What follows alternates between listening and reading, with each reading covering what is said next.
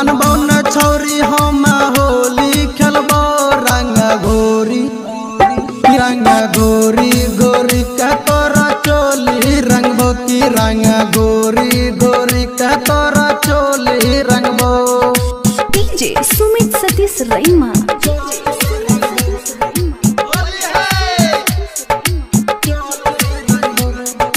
Mix by Balbhadra Singh चढ़ल छै हमरा के फगवा के नासा आखुन बिगाड़ देबो तोर गे दासा।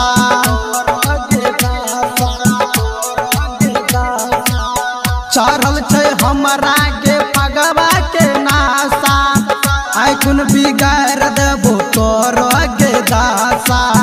केतनो भगई भी त नहीं भागबो केतनो भगई भी त नहीं भागबो रंग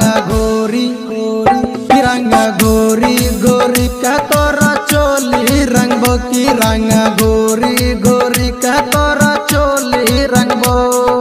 डीजे सुमित सतीश रईमा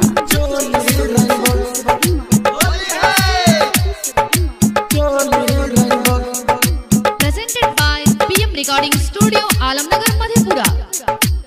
राइटर भूचाल के चीता के प्यारी बाल की रिश्ना डाल तो भर के पिचकारी।